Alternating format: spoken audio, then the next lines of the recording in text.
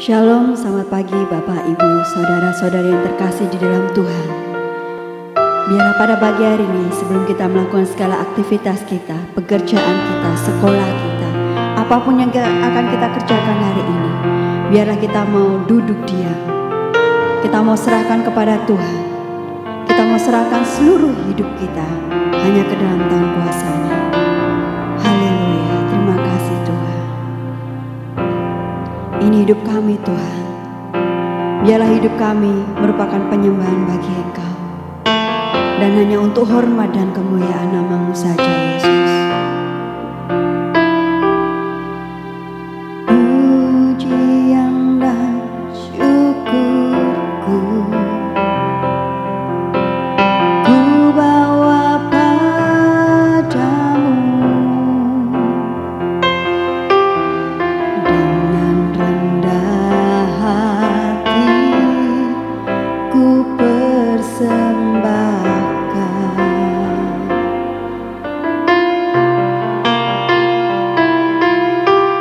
Sadar bila ku ada hanya karena anugerah, bukan karena kekuatanku.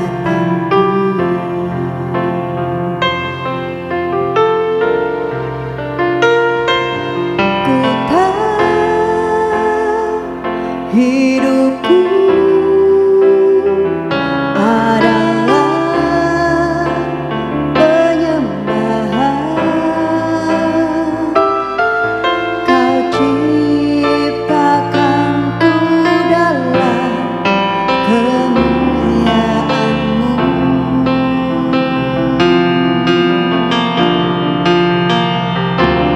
Ku tahu hidupku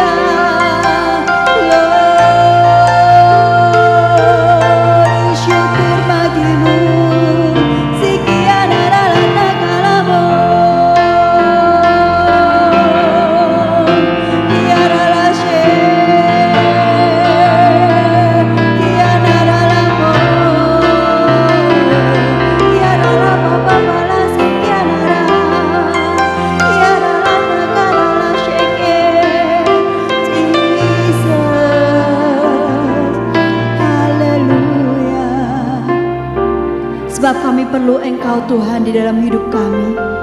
Sebab kami perlu Tuhan tuntunan kasih-Mu dalam setiap menjalani hidup ini Tuhan.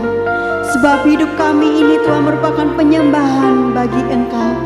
Biarlah Tuhan seluruh hidup kami mau serahkan ke dalam tangan kuasa-Mu. Biarlah Engkau sendiri yang turut acara atas hidup kami Tuhan. Karena kami tahu Tuhan, sebab Engkau-lah pemilik hidup kami. Biarlah pada pagi hari ini Tuhan, kami mau serahkan seluruh hidup kami, seluruh pekerjaan kami, sekolah kami, apapun yang akan kami kerjakan Tuhan. Biarlah kami mau serahkan Tuhan. Biarlah kehendak-Mu, seturut kehendak-Mu saja Tuhan yang terjadi dalam kehidupan kami.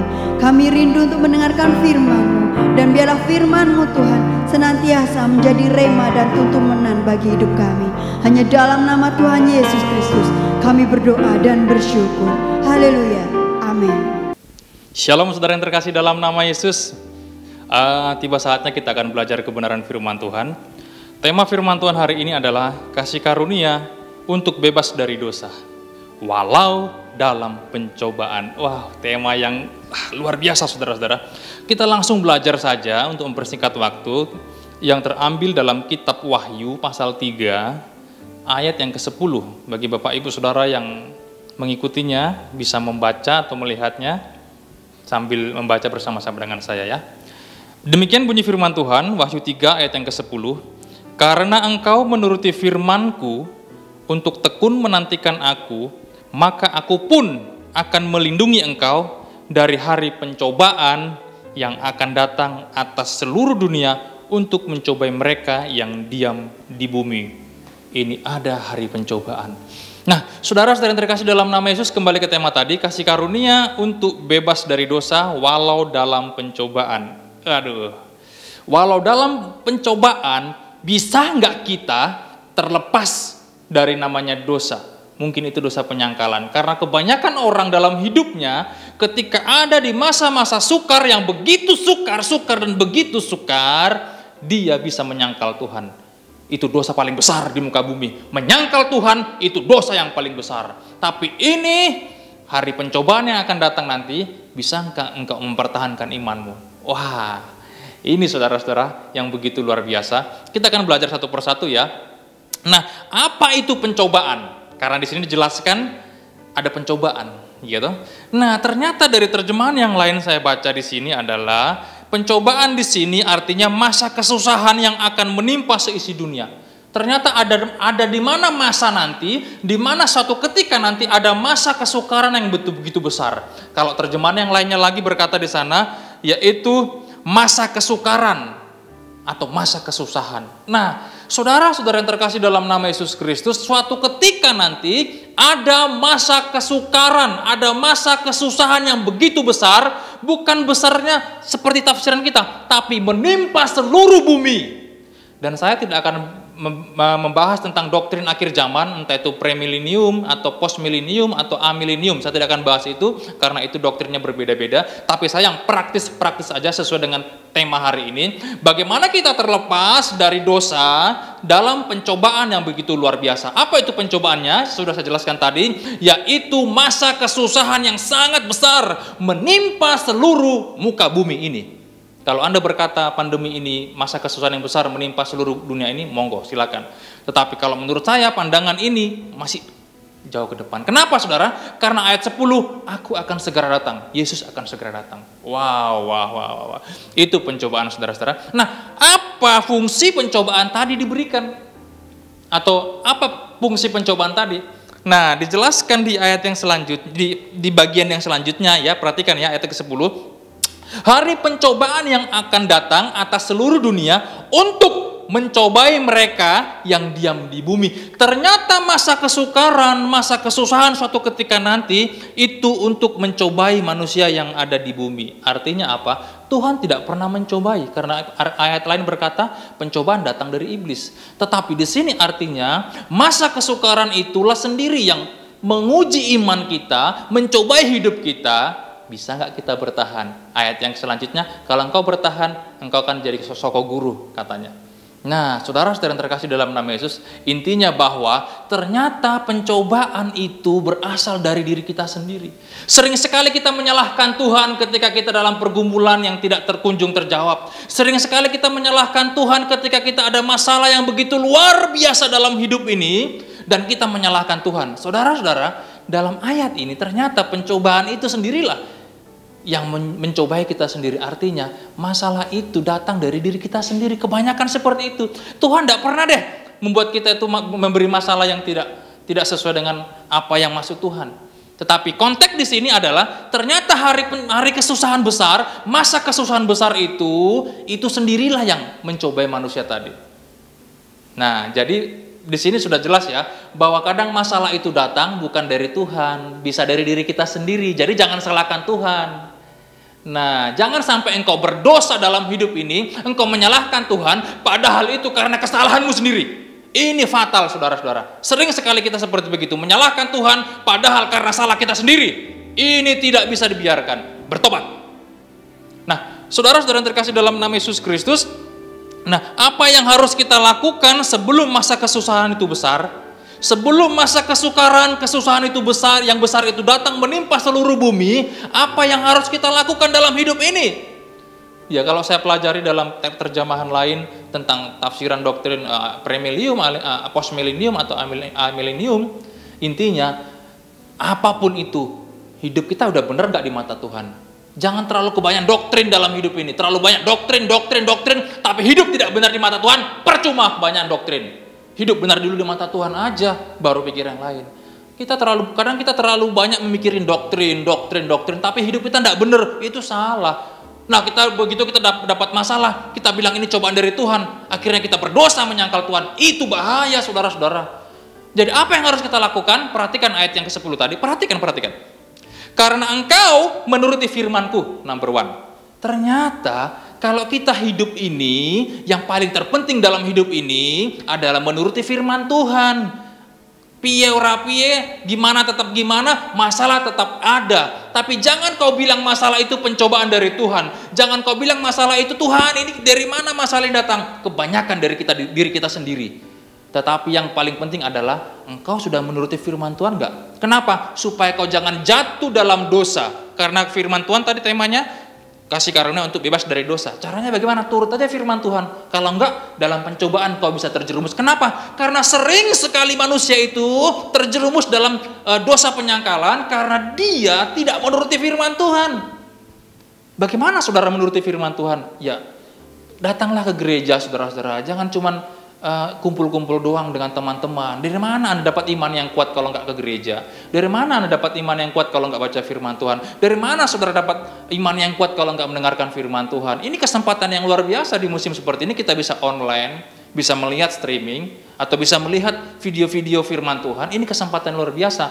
Bagaimana kita bisa menuruti firman Tuhan kalau kita nggak ngerti firman Tuhan? Bagaimana kita mau mengerti? Datanglah beribadah kepada Tuhan, atau lihatlah video-video rohani, atau Anda membaca Alkitab sendiri, atau Anda bisa memiliki mentor rohani supaya iman saudara dikuatkan. Kenapa? Karena ketika masa-masa yang sulit itu datang, iman Anda kuat. Anda menuruti firman-Nya. Firman-Nya dikatakan di sini ayat 10, engkau dilepaskan, engkau dilindungi dari masa kesukaran itu.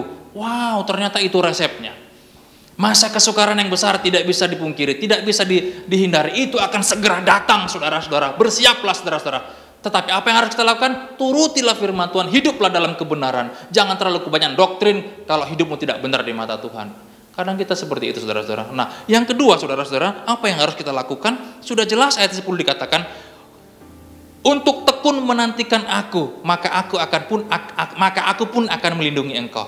Nah, ternyata dalam terjemahan lain di sana adalah tekun menantikan aku, artinya bertahan dengan sabar sebagai pengikutku. Wow. Di masa-masa yang seperti ini, saudara-saudara, kita perlu bertahan dengan sabar, mempertahankan iman kita, supaya jangan kita terjatuh dalam dosa penyangkalan kepada Tuhan. Banyak sekali orang-orang yang beralih iman gara-gara masa-masa yang sukar. Begitu ada masalah yang begitu besar, diancam ikut Yesus atau ikut yang lain. Tetapi karena Anda tidak punya iman yang kuat, Anda menyangkal Tuhan. Ini dosa yang fatal dalam dunia. Hidup yang paling menyakitkan adalah ketika Anda menyangkal Tuhan Yesus dalam hidup ini. Itu sangat menyakitkan. Karena pengorbanan Tuhan engkau hina dengan menyangkal Tuhan Yesus. Ini dosa yang paling besar. Saudara yang mendengarkan, yang melihat video ini, bertobatlah saudara-saudara. Datanglah kepada Tuhan, belajarlah kebenaran firman Tuhan. Supaya apa? Di masa-masa sukar nanti engkau tidak berdosa menyangkal Tuhan. Tapi engkau tetap mempertahankan katanya dengan tekun, dengan sabar, maka engkau dilepaskannya dari masa-masa itu. Dan kita akan bertemu di sorga bersama-sama dengan Tuhan. Inilah kemuliaan yang paling penting dalam hidup ini. Bukan karena doktrin yang terlalu banyak, bukan karena kita terlalu banyak ilmu-ilmu yang lain, tetapi kita mau menuruti firman Tuhan, kita bertekun dengan sabar menantikan Tuhan, sehingga Tuhan meluputkan kita di tengah-tengah kesukaran yang begitu luar biasa. Saudara-saudara yang terkasih, firman Tuhan saya pikir singkat saja, tetapi saya pastikan saudara pasti memahaminya. Biar firman Tuhan ini menjadikan kekuatan kepada kita, dan jangan sekali-kali meninggalkan Tuhan, karena masa-masa yang sukar itu akan segera datang. Tetaplah bertahan dalam iman, karena Tuhan akan segera datang, kata ayat yang ke-11.